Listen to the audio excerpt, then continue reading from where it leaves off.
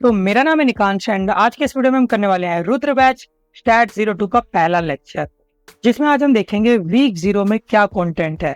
अब आप ये कहोगे कि वीक 0 क्या है, तो बाकी सारे सब्जेक्ट में आपके पास यहाँ पे क्विज 1 के सिलेबस के अकॉर्डिंग वीक 1 to 4 का कंटेंट आ रहा है। बट फॉर स्टैट्स यहाँ पे हमारे पास एक एडिशनल वीक भी है जिसका नाम है वीक 0। तो वीक 0 में यहाँ पे ऐसा कंटेंट है जो आप पहले पढ़ चुके हो। बेसिकली स्टैट 01 में जो टॉपिक्स आपके बहुत ज्यादा इंपॉर्टेंट है, जो कि आपके काम आएंगे स्टैट 02 के अंदर, उसको यहाँ पे कहीं ना कहीं तरीके से रिकैप करवाया गया है। ठीक है, तो हमें उनको ही स्टार्टिंग में पढ़ना है एंड थोड़ा थोड़ा हमें याद करते हुए भी चलना है, ताकि हम जो पहले पढ़ चुके हैं वो भी कहीं ना कहीं हमारे माइंड में रिफ्रेश होते रहे। तो चलिए स्टार्ट करते हैं। पहले कुछ जनरल इन्फॉर्मेशन जान लेते हैं हमारे पास कि क्या है, अब तक हम क्या पढ़ चुके हैं एंड स्टैट 02 में हम क्या होप करना चाहिए। तो अब तक हम यहाँ पे स्टैट 01 के अंदर हमने सीखा था कि डेटा को कैसे हैंडल करा जाता है, कैसे उसे हम अलग अलग तरीकों से समराइज कर सकते हैं। हमने सीखा था कि इन्वेंशियल डेटा क्या होता है, डिस्क्रिप्टिव डेटा क्या होता है, अलग अलग प्रॉब्लम्स उसमें सॉल्व करी थी हमने, परमोटेशन, कॉम्बिनेशन एंड प्रोबेबिलिटी का यूज किया था एंड बहुत सारे अलग अलग सिनेरियोस में अपना यहाँ पे दिमाग लगाया था। सीटी की बात करें तो सीटी के थ्रू आपको यहाँ पे डेटा के साथ वर्क करना आया था लाइक अ कंप्यूटर। ठीक है, तो बेसिकली आपका एक कंप्यूटेशनल थिंकिंग, आपका एक माइंडसेट बनाया गया था कि कैसे आप यहाँ पे कंप्यूटर की तरह सोच सकते हो।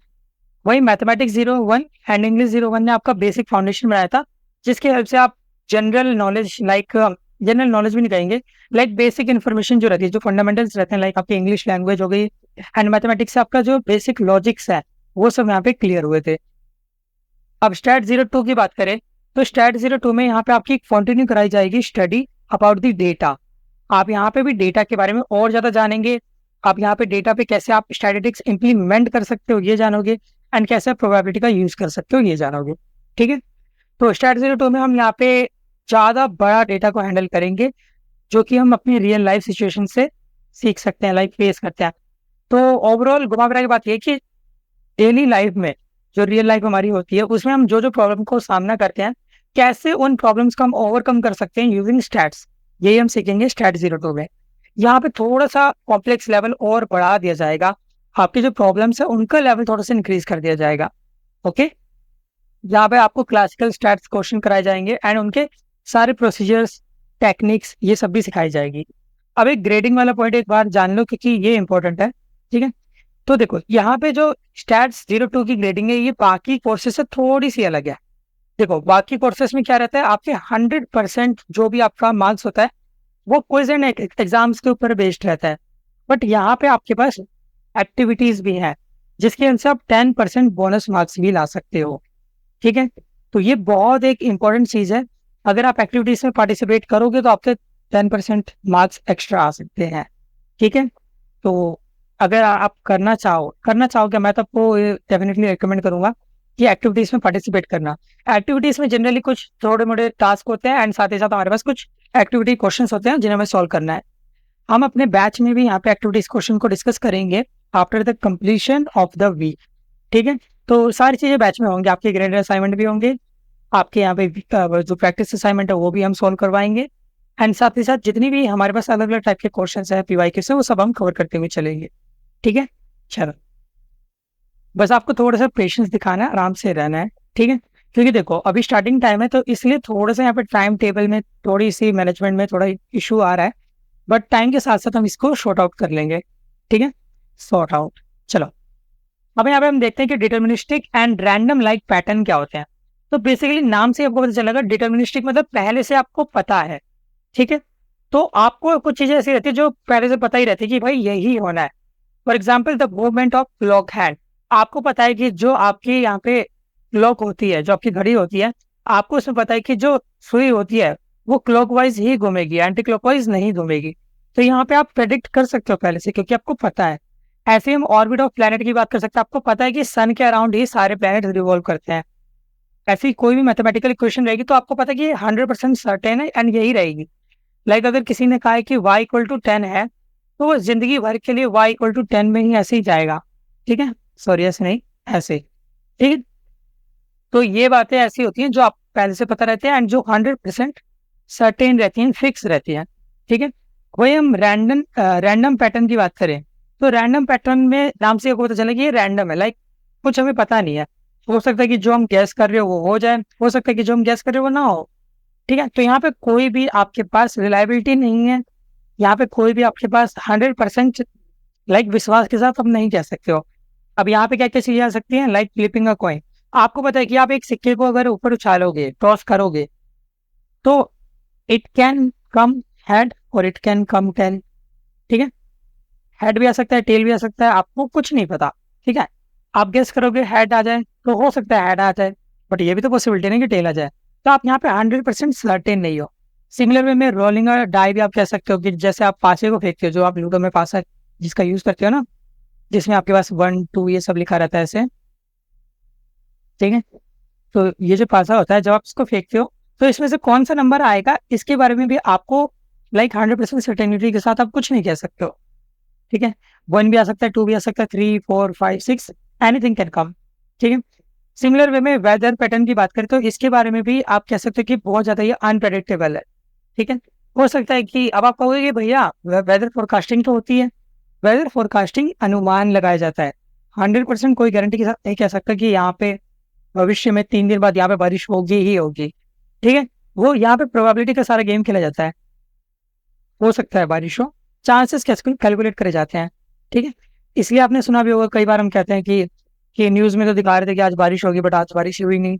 तो बारिश होगी ये प्रेडिक्शन करी थी वेदर डिपार्टमेंट ने, बट ये बात उनको भी पता है, हमें भी पता है कि 100% सर्टेनिटी के साथ वो कुछ नहीं बता सकती। ठीक है, क्योंकि ये रैंडम पैटर्न है, आप यहाँ पे अलग अलग पैटर्न ढूंढते हो, तलाशते हो। ठीक है, चलो अब हम बात करते हैं स्टैटिस्टिकल स्टडी ऑफ फिनोमेना। तो बेसिकली यहाँ पे आपको समझाया जाएगा कि कैसे आप अपने स्टैटिस्टिकल स्टडी को लगा सकते हो अपने किसी भी प्रोसेस में। बेसिकली पूरा प्रोसेस समझाएगा जाएगा कि आप डेटा को कैसे कलेक्ट करते हो, उन्हें एनालाइज करते हो, इंटरप्रेट कर सकते हो, ये सब। ठीक है, तो statistical study is a systematic approach to collecting, analysing, interpreting and presenting data to describe and understand phenomena. तो किसी भी चीज को समझने के लिए हमें पहले क्या करना पड़ेगा, डेटा को कलेक्ट करना पड़ेगा, फिर उसे एनालाइज करना पड़ेगा, फिर उसे एनालाइज करने के बाद हमें इंटरप्रेट करना पड़ेगा। इंटरप्रेट का मतलब होता है बेसिकली अपने काम का डेटा रखना पड़ेगा, देन उसकी हेल्प से हम कुछ यहाँ पे कंक्लूजन निकाल सकते हैं। तो ये पूरा एक फ्रेमवर्क है जिसकी हेल्प से आप यहाँ पे अपना डिसीजन बना सकते हो, आप कंक्लूजन निकाल सकते हो। ठीक है, ये पूरा प्रोसेस ही आपका स्टैटिस्टिकल स्टडी कहलाता है।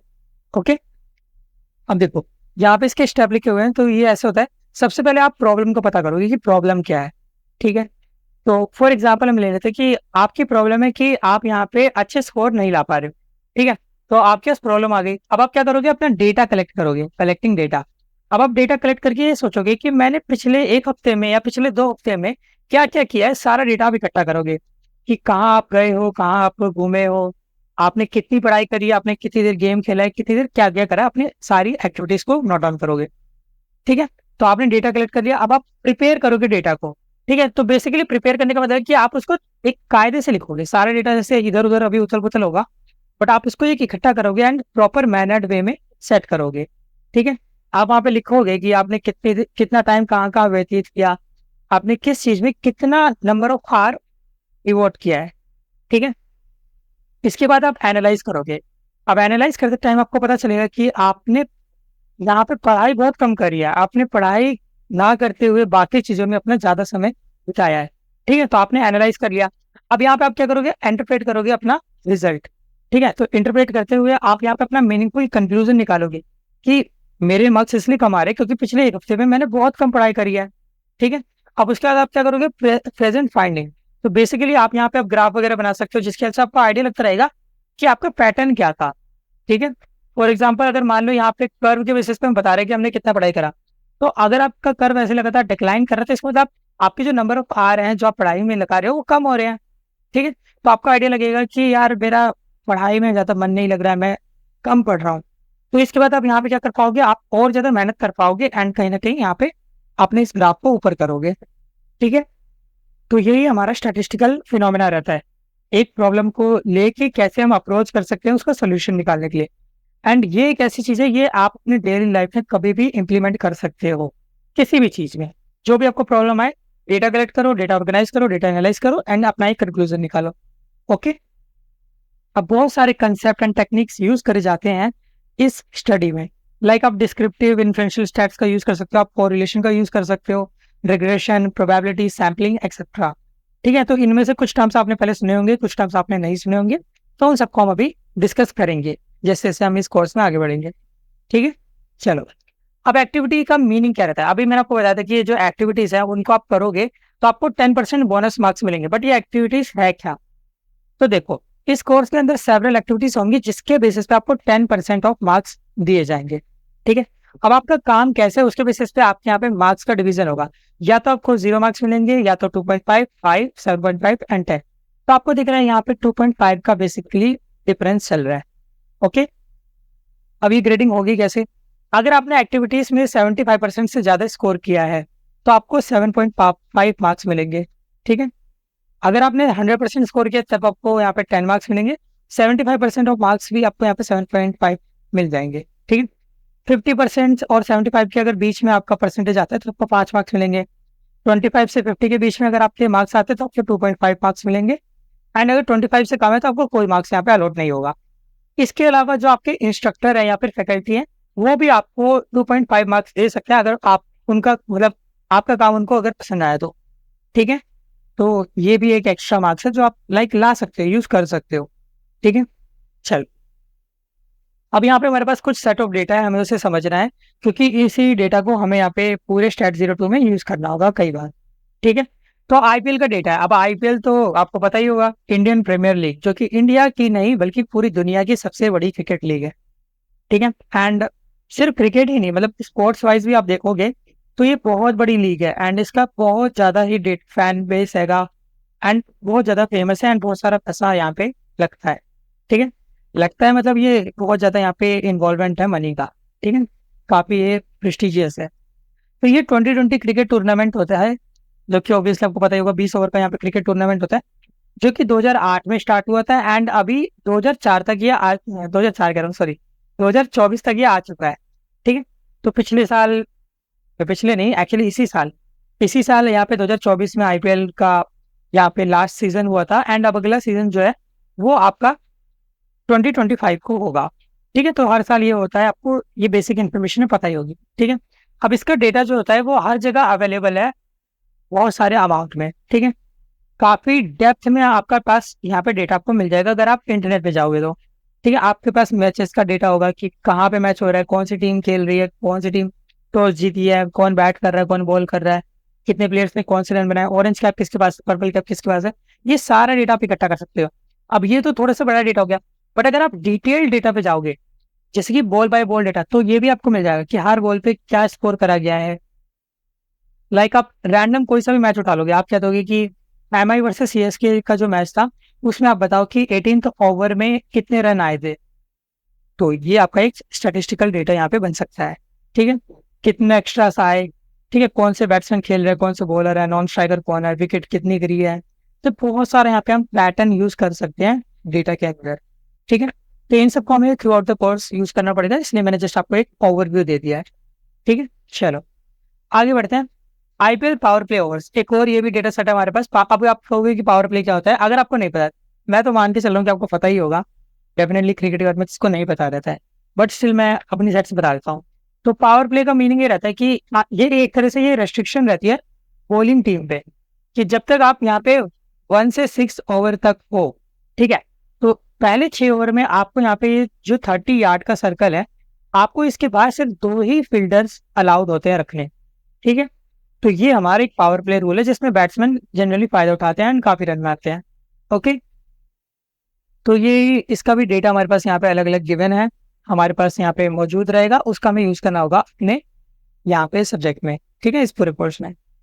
अब यहाँ पे हम बात करते हैं कि बर्नौली ट्रायल होता क्या है। ठीक है, तो बर्नौली ट्रायल आपने स्टैट 01 के मेरी वीकली समरीज देखी होगी, तो वहाँ पे ये सारी चीजें हमने ऑलरेडी कवर कराई हुई है, बट एक बार फिर से हम यहाँ पे रिकैप कर लेते हैं। तो बर्नौली ट्रायल एक ऐसा रैंडम एक्सपेरिमेंट होता है जहाँ पे 2 ही चीज पॉसिबल होती है, या तो आपको सक्सेस मिलेगी या तो आपको फेलियर मिलेगा। यानी कि या तो आपका जो रिजल्ट है वो ट्रू की फॉर्म में आएगा यानी कि 1 की फॉर्म में, या तो फेलियर की फॉर्म में आएगा यानी कि 0 की फॉर्म में, फॉल्स की फॉर्म में। ओके, जो आपका सक्सेस होता है उसको हम पी से डिनोट करते हैं, जो आपका फेलियर होता है उसको हम क्यू से डिनोट करते हैं। एंड पी प्लस क्यू को अगर आप ऐड करोगे तो आपके पास यहाँ पे 1 आएगा। ठीक है, तो ये एक जनरल फैक्टर जो आपको पता होना चाहिए। ओके, अब देखो, ये तो जनरल बात हो गई कि बर्नौली ट्रायल होता क्या है। अब बर्नौली ट्रायल से ज्यादा इंपॉर्टेंट है बायनोमियल डिस्ट्रीब्यूशन। तो बायनोमियल डिस्ट्रीब्यूशन यहाँ पे बर्नौली ट्रायल का ही आप कह सकते हो प्रोबेबिलिटी निकाला जाता है एक तरीके से। ठीक है, तो यहाँ पे p x equal to x होता है एन सी एक्स पी की पावर एक्स क्यू की पावर एन माइनस एक्स। ठीक है, तो ये एक जनरल फॉर्मूला है जो मैंने काफी ज्यादा डिटेल में डिस्कस करा है वीकली समरीज के अंदर। ठीक है, आपको पता है कि ये सी जो होता है ये कॉम्बिनेशन को डिनोट कर रहा है। एंड आपको मैं एक बार बता देता हूँ, एनसीआर का फॉर्मूला आपको याद होगा कि ऊपर वाले का फैक्टोरियल, नीचे वाले का factorial and upper minus lower का फैक्टोरियल। ठीक है, ये आपका एनसीआर होता है। ठीक है, देन आपका यहाँ पे जो पी होगा उसके साथ आप यहाँ नीचे जो भी लिखा हुआ है उसको लिखोगे एंड क्यू में आप अपर माइनस लोअर लगा दोगे। ठीक, तो एक ये इन जनरल तरीका हो गया याद करने का। बाकी अभी हम जब क्वेश्चन देखेंगे तो और ज्यादा डेप्थ में जाएंगे। तो चलो क्वेश्चन की बात कर रहे थे तो क्वेश्चन कर ही लेते हैं। तो यहाँ पे सबसे पहले हमसे पूछा गया है कि कितने आउटकम पॉसिबल है बर्नौली ट्रायल के अंदर। तो बर्नौली ट्रायल के अंदर दो ही आउटकम पॉसिबल है, या तो ट्रू या तो फॉल्स।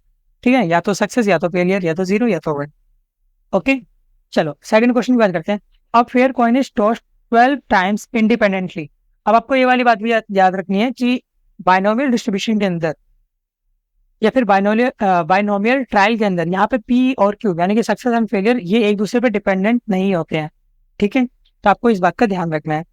चलो इस वाले क्वेश्चन को मैं नेक्स्ट पेज पे लिख लेता हूँ ताकि डिटेल में सोल्यूशन दे पाऊँ। तो देखो, हमारे पास एक फेयर कॉइन है जिसको आपने 12 टाइम्स इंडिपेंडेंटली यहाँ पे क्रॉस करा है।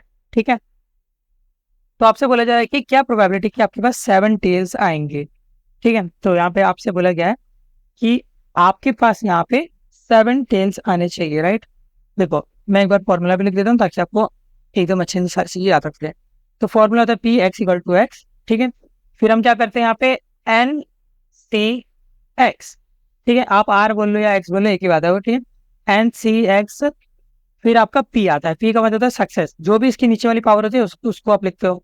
देन आपका क्यू आता है, क्यू मतलब फेलियर। फिर आप यहाँ पे इसकी पावर में क्या लिखते हो, n minus x upper minus low. ठीक है, आप इसका यूज करोगे तो 12 में से 7 बार टेल आएगा, आपको ये चेक करना है। तो 12 में से 7 बार। अब यहाँ पे प्रोबेबिलिटी ऑफ सक्सेस कितनी आएगी, ये जो पी लिखा हुआ है बेसिकली इसका मीनिंग है सक्सेस। तो आप एक बात बताओ, अगर आपके पास एक कॉइन है, आप इसको जब क्रॉस करोगे तो आपके पास यहाँ पे प्रोबेबिलिटी क्या होगी कि आपके पास टेल आएगा, यानी कि हमारा सक्सेस जो है पी जो है वो यही डिनोट करे कि आपका टेल कब आएगा। तो टेल आने के चांसेस यहाँ पे आधे हैं 1/2।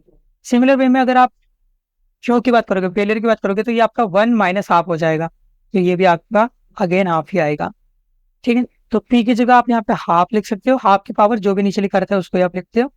देन क्यू, क्यू मतलब पता है फेलियर, बेसिकली 1 माइनस जो भी यहाँ पे लिखा हुआ है वही आप कर दोगे। तो 1 माइनस हाफ करोगे तो हाफ ही आएगा। ठीक है, ये चीज मैंने यहाँ पे भी बताई है 1 माइनस हाफ। अब इसकी पावर में आप अपर माइनस लोअर कर दोगे तो 12 माइनस 7। ठीक है, अब यहाँ पे इसको सॉल्व करते हैं तो ऊपर वाले का फैक्टोरियल, नीचे वाले का factorial and upper minus lower का फैक्टोरियल यानी कि 5 फैक्टोरियल। बहुत अच्छे। अब ये 1/2 की पावर 7 है एंड ये 1/2 की पावर 5 है। ठीक है, चलो इसको अब आगे देखते हैं।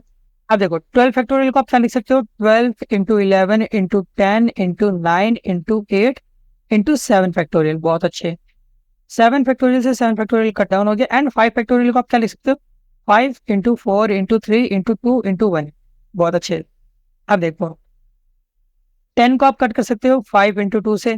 ठीक है, और 12 को आप कट कर सकते हो 4 इंटू 3 से। ठीक है, अब ऊपर बच रहा है 11 इंटू 9 इंटू 8।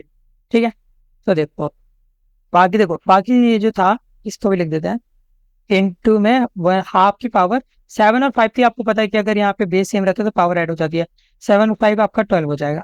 ठीक है, चलो अब इसका मैं फर्दर सोल्यूशन इस जगह पे लिख रहा हूँ। तो देखो 11 इंटू 9 इंटू 8 करोगे तो आपके पास यहाँ पे आएगा 792। ठीक है, और ये है 1/2 की पावर 12। तो देखो 792 इंटू 1 की पावर 12 एंड 2 की पावर 12, राइट। इनको अलग अलग लिख सकते हैं। तो 1 की पावर तो कुछ भी रहे 1 ही आता है। 1 इंटू 792 इज 792। 2 की पावर आप 12 करोगे तो आपके पास यहाँ पर आएगा 4096। ठीक है, कैलकुलेटर की हेल्प से आप ये कर सकते हो। देन आप यहाँ पे कटिंग करोगे तो आपके पास फाइनल आंसर देखने को मिलेगा 0.1934 विच इज इक्वल टू 0.19। तो आपके पास यहाँ पे ए ऑप्शन करेक्ट हो जाएगा। ओके, काफी ज्यादा बेसिक था, आराम से करो, कोई घबराने की जरूरत नहीं है। अगर आपने वीकली समरीज देखी है तो डेफिनेटली आपको ये सारी चीजें याद आ रही होंगी। ठीक है, तो इसको हमने टिक कर दिया। अब अगला देखते हैं। Upcoming T20 series between India and England consist of 5 matches. तो इंडिया और इंग्लैंड के बीच में यहाँ पे एक सीरीज होने वाली है T20 मैचेस की, जो कि 5 मैचेस की होगी। Here are only 2 outcome are possible. या तो एक टीम जीतेगी या तो हारेगी, तो ये तो हमें पता ही है। ठीक है, तो चलो यहाँ पे लिख लेते हैं। आपका जो पी है यानी कि चलो अभी देख लेते हैं, पहले क्वेश्चन पढ़ लेते हैं फिर। Assuming both teams are having equal chance of winning each game, what is the probability that India will whitewash? Whitewash का मीनिंग होता है सारे मैच जीतना। ठीक है, तो देखो इंडिया पहला मैच जीतेगी, इसके चांसेस कितने हैं? हाँ, लाइक आपको पता है, या तो देखो मैच जीतने की यहाँ पे प्रोबेबिलिटी कितनी होती है, प्रोबेबिलिटी ऑफ विनिंग 1/2 हाफ, और हारने की प्रोबेबिलिटी कितनी होती है, अगेन हाफ। पहले मैच में हाफ चांस है कि हम जीतेंगे, एंड का मतलब होता है मल्टीप्लाई।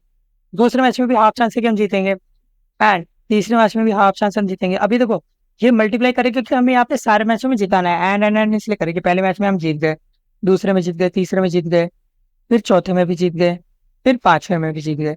तो ये आपके पास जगह 1/2 की power 5 which is equal to 1/32, यानी कि आपका अगेन ए ऑप्शन यहाँ पे करेक्ट है। ठीक है, तो इसीलिए कहते हैं कि व्हाइट वॉश करना मुश्किल होता है। तो देखो 32 में से सिर्फ एक ही बार आप यहाँ पे व्हाइट वॉश कर पाओगे, तो ये एक बहुत बड़ी आप कह सकते हो कि माइलस्टोन रहता है किसी भी टीम के लिए, अगर वो व्हाइट वॉश करती है क्रिकेट के अंदर।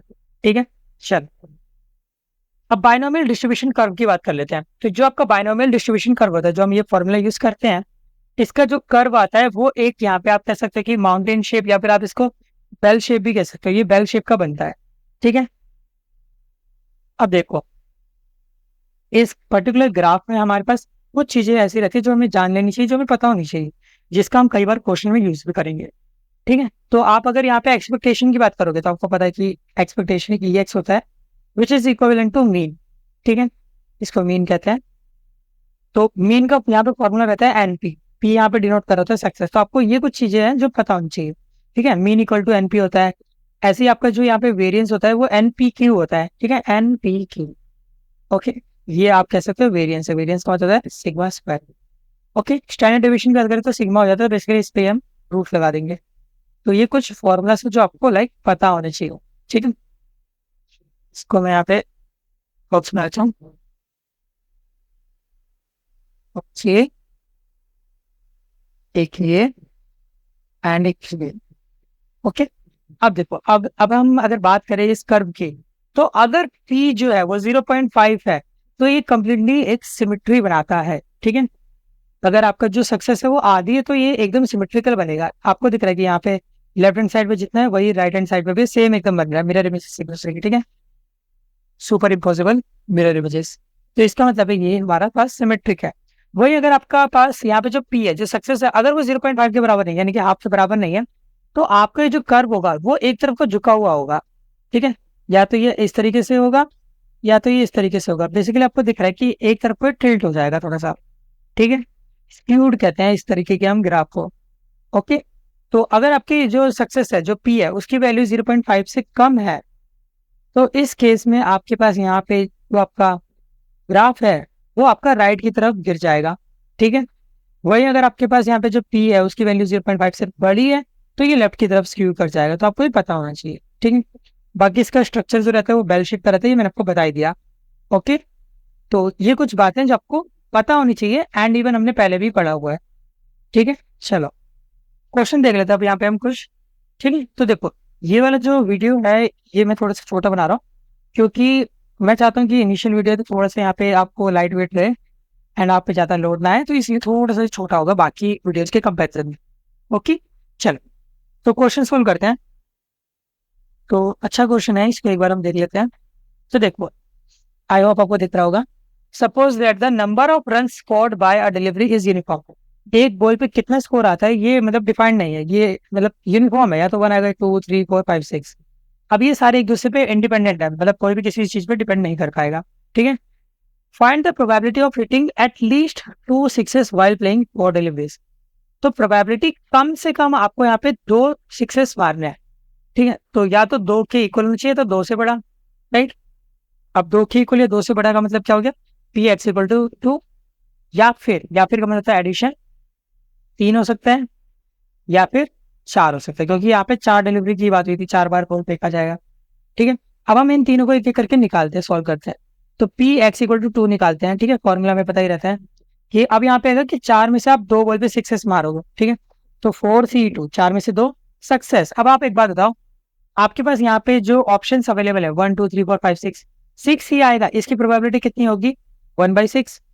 ठीक है, देखो प्रोबेबिलिटी ऑफ 6 यहाँ पे कितना आएगा 1/6, क्योंकि आपको दिख रहा है कि एक यहाँ पे आपके पास फेवरेबल इवेंट है एंड बाकी सारे आपके पास यहाँ पे क्या है टोटल इवेंट्स है, तो ये 1/6 हो जाएगा। यही आपका सक्सेस भी है, पी है।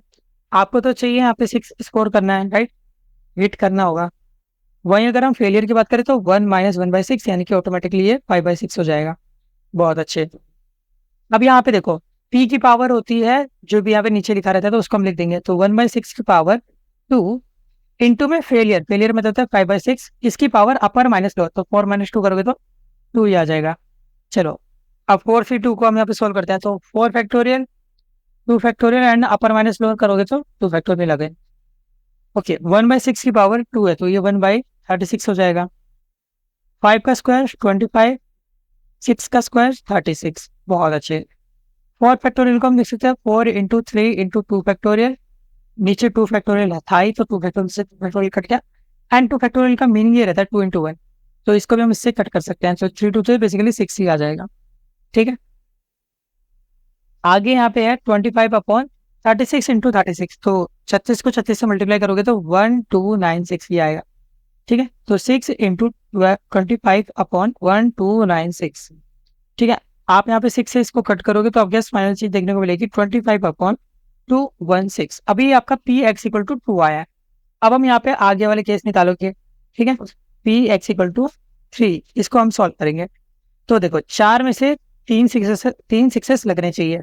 ठीक है, सक्सेसफुल 6 लगेंगे, इसकी प्रोबेबिलिटी है 1/6, इसकी पावर हम जो भी नीचे लिखा रहता है उसको लिखेंगे। ठीक है, फेलियर की बात करें तो 1/1 - 6 यानी कि 5/6 हो गया, इसकी पावर पर माइनस लोअर, तो 4 - 3 करोगे तो 1 ही आएगा। ठीक है, चलो बहुत अच्छे। अब आगे देखते हैं, 4 से 3 को आप लिख सकते हो 4 फैक्टोरियल अपॉन 3 फैक्टोरियल, इंटू में अपर माइनस लोअर करोगे तो 1 फैक्टोरियल आएगा विच इज इक्विवेलेंट टू 1। ठीक है, 1/6 का क्यूब, तो 6 का क्यूब यहाँ पे होता है 216, आपको ये पता होगा। ठीक है, इंटू में 5/6 ही आ जाएगा क्योंकि इसकी पावर 1 थी। ठीक है, तो देखो 4 फैक्टोरियल को हम लिख सकते हैं 4 इंटू 3 फैक्टोरियल, 3 फैक्टोरियल से 3 फैक्टोरियल कट डाउन हो जाएगा एंड यहाँ बच रहा है 5/216 इंटू 6। ठीक है, तो 216 इंटू 6 करोगे तो 1296, अगेन यही वाली चीज आ जाएगी। 4 से आप यहाँ पे इसको कट डाउन कर सकते हो, तो ओवरऑल आपके पास यहाँ पे बचेगा 5/324। बहुत सही। अब नेक्स्ट पेज में यहाँ पे हम अगला वाला क्वेश्चन कर लेते हैं, यानी कि पी एक्स इक्वल टू 4। तो 4 में से 4 सक्सेस लगने चाहिए, सक्सेसफुल होने की प्रोबेबिलिटी है 1/6, इस बार में जो भी नीचे लिखा रहता है उसको लिखते हैं।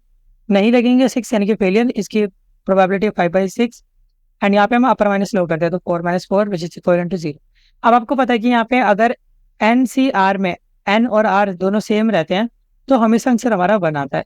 ठीक है, तो ये वाली बात आपको पता होनी चाहिए, ये तो 1 हो गया। इंटू में 1/1 की पावर 4 करोगे तो 1 ही आएगा, 6 की पावर आप 4 करोगे तो 1296 ये वाली चीज आएगी। अब देखो 5/6 की पावर 0, तो आपको पता है कि किसी की भी पावर 0 होती है तो आंसर हमारा 1 आता है, तो ये हो जाएगा 1/1296। ठीक है, बट हमको जो आंसर देना था वो तो पी एक्स ग्रेटर देन और इक्वल टू 2 चाहिए था, तो बेसिकली इन तीनों का सब। ठीक है, तो जो हमने तीनों निकाले हम उनका ऐड कर देते हैं। ठीक है, तो p x equal to greater than equal to 25/216 plus 5/324 plus 1/1296। आप इन सबको ऐड करोगे तो आएगा 171/1296 एलसीएम लेने के बाद। ठीक है, अब आप यहाँ पे भी कटिंग कर सकते हो, तो यहाँ पे आ जाएगा ये 90 एंड ये हो जाएगा 144। तो इसके अकॉर्डिंग आपका जो करेक्ट आंसर हो जाएगा वो हो जाएगा ए। ठीक है, तो ऐसे क्वेश्चंस आपको करने चाहिए क्योंकि बहुत ज्यादा इंप्रूवमेंट आपके लिए कर सकते हैं। ठीक है, चलते हैं, तो इसका तो निकाल लिया पहला वाला, अगला देखते हैं यहाँ पे सेकंड वाला। तो देखते हैं, तो इस बार हमसे कहा गया कि एक फेयर डाइस है, उसको हमने 3 बार इंडिपेंडेंटली फेंका है। ठीक है, मतलब थ्रो किया है। What is the probability that an even number is obtained at least 2x? Okay, तो कम से कम 2 बार यहाँ पे इवन नंबर आना चाहिए। तो कम से कम 2 बार का मतलब हो गया, देखो 3 बार तो आपने फेंका ही है, कम से कम 2 का मतलब हो गया या तो 2 या तो 2 से कम, राइट।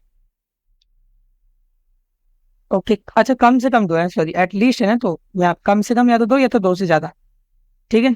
तो या तो 2 के इक्वल होगा या तो 3 के इक्वल होगा, क्योंकि 3 बार तो हमने यहाँ पे कॉइन को टॉस, सॉरी पेयर डाई को हमने थ्रो ही करा है यहाँ पे, ठीक है।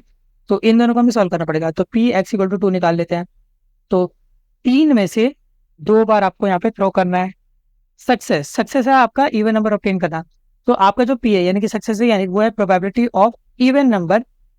तो ये कितना है, आपको पता है कि जो हम पास, जो हमारे पास ये डाई होता है, पास होता है, इसमें 1 2 3 4 5 6 ये हमारे पास सैंपल रहता है, ठीक है। इवन नंबर इनमें 3 ही है, 2 4 6। तो प्रोबेबिलिटी अगर आप लिखोगे तो ये हो जाएगा 3/6 which is equivalent to half, ठीक है।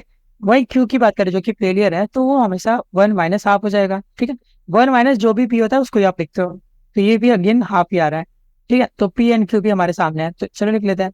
पी आपके पास है हाफ, हाफ की पावर जो भी नीचे लिख रहा था उसको लिखते हैं, इंटू में क्यू, क्यू भी अगेन आपका हाफ है, एंड यहाँ पे हम अपर माइनस लोअर करते हैं, तो 3 माइनस 2 करोगे तो 1 आ जाएगा, ठीक है। 3C2 को देखते हैं, तो 3 factorial 2 factorial and upper minus lower करोगे तो 1 फैक्टोरियल, ठीक है। अब ये हो जाएगा हाफ की पावर 3, बहुत सही, ठीक है।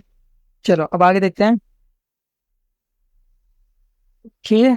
तो 3 फैक्टोरियल हम लिख सकते हैं, 3 इंटू 2 फैक्टोरियल, नीचे की 2 फैक्टोरियल है, 2 फैक्टोरियल से 2 फैक्टोरियल कट डाउन जाता है, 1 फैक्टोरियल का मीनिंग ही 1 होता है, तो इसको तो हम एज इट इज लिख देंगे। अब ये 1/2 का क्यूब है, तो 1 का क्यूब करोगे तो 1 ही आएगा, 2 का क्यूब करोगे तो 8 आएगा, राइट। तो ये हो जाएगा 3/8, बहुत सही, ठीक है। तो यही हमें लाना था, ये हमारा फाइनल आंसर है, ठीक है। ओके, बट अरे अरे सुन, सॉरी यहाँ पे मैंने वही गलती करी जो मैं आपको बोलता हूँ कि नहीं करनी चाहिए हमें, ठीक है। तो वो गलती है कि यहाँ पे अभी हमने पी एक्स इक्वल टू 2 निकाला है, बाकी का पी एक्स इक्वल टू 3 तो निकाला ही नहीं, ठीक है। तो कई बार हमारा माइंड इस तरीके से डाइवर्ट होता है कि हमें समझ नहीं आता कि कहाँ पे हमें रुकना है, ठीक है। तो ये वाली जो चीज़ थी मैंने जान के करी थी, ठीक है, तो बोलना पड़ेगा जान के, क्योंकि गलती तो हो गई है, ठीक है, कोई बात नहीं। पी एक्स इक्वल टू 3 देखते हैं, तो देखो 3 में से 3 बार आपके पास यहाँ पे इवन नंबर आना चाहिए, प्रोबेबिलिटी ऑफ सक्सेस आपके पास है हाफ, हाफ की पावर यहाँ पे जो भी नीचे लिखा है वो फेलियर, फेलियर के चांसेस भी आपके हाफ है, एंड अपर माइनस लोअर करोगे तो 0 हो जाएगा। ये आपका 1 ही होता है क्योंकि यहाँ पे एन और आर दोनों सेम है। 1/2 का क्यूब करोगे तो 1/8 हो जाएगा, एंड अगेन ये भी किसी की पावर अगर 0 होगी तो ये भी बनाता है, तो 1/8 आ गया। आपका जो फाइनल आंसर है वो इन दोनों का सम होना चाहिए, यानी कि 3/8 plus 1/8 which is equal to 4/8, जो कि हमारा हाफ है, जिसको हम 0.5 बोल सकते हैं। तो ये हमारा एक फाइनल आंसर आएगा, ठीक है। चलो आगे बढ़ते हैं, यहाँ पे अगला क्वेश्चन देखते हैं। तो ये वाला क्वेश्चन है, इस वाले क्वेश्चन को आपको ध्यान से सुनना है, क्योंकि इसमें जो आंसर दिया गया है आपके यहाँ पे डैशबोर्ड के अंदर वो रॉन्ग है, ठीक है। वो कुछ यहाँ पे एरर हो गया, टाइपो हो गया है, तो इसलिए ये एरर है, क्योंकि ये कोऑर्डिनेटर में जो आपके सब्जेक्ट कोऑर्डिनेटर है उन्होंने भी कंफर्म किया था, तो इसलिए यहाँ पे इसका करेक्ट ऑप्शन आपको देखना होगा। तो देखो, in an examination conducted by an IIT Madras on the topic stats there are 5 multiple select question, तो 5 एमसीक्यू आपके पास, ठीक है। हर एमसीक्यू का यहाँ पे ईच क्वेश्चन हैज 4 ऑप्शन, ठीक है। तो हर यहाँ पे आपके पास हर क्वेश्चन के लिए यहाँ पे 4 ऑप्शन है, ठीक है। ओके, वेल, ठीक है, हर ऑप्शन के लिए आपके पास 4, हर क्वेश्चन के लिए आपके पास 4 ऑप्शन है, ठीक है। तो फॉर ईच एमसीक्यू आपके पास यहाँ पे 4 ऑप्शन है, बहुत अच्छे। Aman decided to mark the answer at random, तो अमन ने सोचा कि यहाँ पे तुक्का लगाया जाता है, तुक्का लगाया जाए यहाँ पे, और रैंडमली हम यहाँ पे सिलेक्ट कर लेते हैं। बैच के अंदर जो अमन है, आप लोग ये सब मत करना, ठीक है, आपको यहाँ पे सॉल्व करना है, तुक्का नहीं लगाना। Find the probability that he gets exactly 2 question correct, तो हमें चाहिए कि 2 एकदम exactly P x equal to 2, दो करेक्ट हो जाए, हमें ये चाहिए। तो देखो 5 में से 2 करेक्ट होने चाहिए। सक्सेस, सक्सेस आपका कब होगा, 4 ऑप्शन आपके पास है, 4 में से आपका करेक्ट कब आएगा, ये बताओ। करेक्ट आपका एक ही होगा आउट ऑफ 4, तो ये आपका पी हो गया। फेलियर की बात करें तो ये आपका 1 माइनस 1/4 यानी कि 3/4 हो जाएगा, ठीक है। ओ सॉरी, यहाँ पे 4 नहीं, एक्चुअली 5 ऑप्शन हैं, सॉरी यहाँ पे हमें ध्यान नहीं देता, क्योंकि जनरली 4 ही होते तो इसमें 4 लिख देता है, 5 होगा। चल इसका लिखते देन 1/5 1/5, तो ओवरऑल आपका आ जाएगा 4/5। ठीक है। सक्सेस की बात करें तो ये हो जाएगा 1/5 की पावर, जो भी नीचे दिखाता है उसको हम लिख देंगे। ठीक है। अब आगे यहाँ पे 4/5 की पावर 3। ठीक है, अपर माइनस लो, तो इसके अकॉर्डिंग आपका सी ऑप्शन करेक्ट होगा। ठीक है। बट आपका जो आंसर दिया गया है यहाँ पे डैशबोर्ड के अंदर वो सी बताया गया है, सॉरी सी कह रहा हूँ, बी बताया गया है। तो आपको ये याद रखना है कि बी ऑप्शन यहाँ पे गलत है, सी ही यहाँ पे आपका करेक्ट ऑप्शन होगा। ठीक है। कोऑर्डिनेटर ने कंफर्म किया था, तो आप यहाँ पे अश्योर रह सकते हो। ठीक, चलो, तो अब हमने ये देख लिया है। ओके, सारे क्वेश्चन हो गए। अब हम यहाँ पे बात करते हैं ज्योमेट्रिक डिस्ट्रीब्यूशन के बारे में। तो ज्योमेट्रिक डिस्ट्रीब्यूशन आप कह सकते हैं कि ये थोड़ा सा एक नया टॉपिक है, जो कि शायद आपने उतने ध्यान से नहीं पढ़ा था अपने स्टैट 01 में, तो इस पे थोड़ा सा गौर करें। तो देखो, ज्योमेट्रिक डिस्ट्रीब्यूशन आपका एक और प्रोबेबिलिटी डिस्ट्रीब्यूशन होता है, जस्ट लाइक बाइनोमियल। तो ज्योमेट्रिक वाले में क्या रहता है कि यहाँ पे हम तब तक अपना ट्रायल परफॉर्म करते रहते हैं जब तक हमारे पास सक्सेस नहीं आ जाती। ठीक है। तो मान लो एक एग्जांपल ले लेते हैं, लाइक मान लो शर्त लगी है कि आपके और आपके फ्रेंड के बीच में शर्त लगी है कि आप टॉस करोगे कॉइन को। ठीक है। एंड जो भी आप कहोगे वो आएगा। अब आप तब तक टॉस करते रहोगे जब तक आप जो कह रहे हो वो सही ना आ जाए। तो ये हमारा एक एग्जांपल हो गया ज्योमेट्रिक डिस्ट्रीब्यूशन का। ठीक है। ऐसे यहाँ पे और भी एग्जांपल है, लाइक आप टारगेट आपको पता नहीं है, जो ऐसे सर्कुलर शेप में ऐसे बने रहते हैं, एंड यहाँ पे ऐसे डार्ट सब लगाना होता है। ठीक है, मारना होता है, यहाँ पे तीर से कह लो या आप गन से कह लो। ठीक है। तो यहाँ पे आपको तब तक शॉट ट्राई करना है जब तक आपका जो शॉट है वो एकदम करेक्ट हिट नहीं कर जाता है। ठीक है। या फिर आप एक और एग्जांपल देख सकते हो कि आप तब तक टेस्ट दोगे जब तक आप पास नहीं हो जाते। ठीक है। तो बेसिकली जब तक आपको सक्सेस नहीं मिल जाती, आप इवेंट को लगातार करवाते जाओगे। ये हमारा प्रोबेबिलिटी मास डिस्ट्रीब्यूशन कह सकते हो कि इसी के थ्रू बना है ज्योमेट्रिक डिस्ट्रीब्यूशन का। ठीक है। आपको इसका फॉर्मूला याद रखना है कि ये होता है हमारे पास Q(x-1) P। अब देखो, ये देखने में अजीब लग रहा होगा बट बहुत सिंपल है। ये एक्चुअली ज्योमेट्रिक वाला आपके बाइनोमियल से भी इजी है। तो देखो P(x=x), यहाँ पे आपके पास डायरेक्ट फॉर्मूला रहता है, सॉरी तो प्रोबेबिलिटी हो गया, प्रोबेबिलिटी की बात नहीं कर रहे अभी हम। ठीक है, अभी हम यहाँ पे बात करते हैं जो डायरेक्ट फॉर्मूला रहता है इसका। ठीक है। तो देखो Px जो आपका होगा वो आपका हो जाएगा फेलियर की पावर x-1 इंटू में सक्सेस। ठीक है। तो जस्ट आपको जो भी एक्स दिया जाएगा आपको उसको एक कम करना होगा, डेट्स इट। ठीक है। अभी इसको हम और ज्यादा डिटेल में जब हम क्वेश्चन करेंगे तब हम सीखेंगे। अभी के लिए आप इसको एक तरीके से माइंड में अपने रख सकते हो कि ये फॉर्मूला होता है। ठीक है। आपको बेसिक मीनिंग समझ आना चाहिए कि ज्योमेट्रिक डिस्ट्रीब्यूशन का मीनिंग ये होता है कि हमें तब तक इवेंट को लगातार करवाना होता है जब तक हमको सक्सेस नहीं मिल जाती है। ठीक है। चलो, सो आज का वीडियो इतना ही रखते हैं, क्योंकि मैं नहीं चाहता आप पे ज्यादा लोड बने।